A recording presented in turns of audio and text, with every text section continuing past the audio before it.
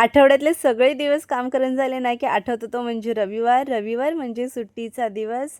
खायचं, प्यायचं, एन्जॉय करायचं असं काहीसं आमचं ठरलेलं होतं. तर बऱ्याचदा रविवार म्हणजे एकतर नातेवाईकांकडे जाणं किंवा मग घरातली साफसफाई हेच ठरलेलं असतं किंवा इतर काही कामं असतील. तर पण आज मस्त आमचं फिरायचं ठरलं होतं. तर आज आम्ही आलो होतो कल्याणमध्ये मेट्रो जंक्शन मॉलला आणि तिकडे आल्यावर उर्वीची मस्ती चालू झालेली होती.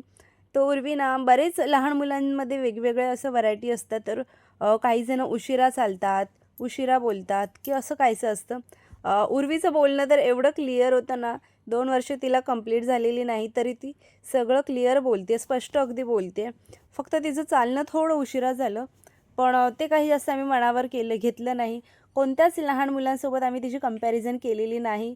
कारण मुलांना जर कंपॅरिझन केलं ना दुसऱ्या मुलांसोबत, तर ते फारसं आवडत नाही. जरी ते लहान असले, तरी असं कंपॅरिझन कोणत्याच आई-वडिलांनी करू नये, तर आम्हीसुद्धा ते केलं नव्हतं.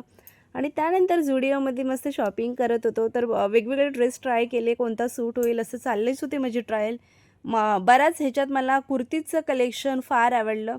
तर एखादा ड्रेस मी सुद्धा घेतला आणि उर्वीसाठी सुद्धा आम्ही ड्रेस असे बघत होतो.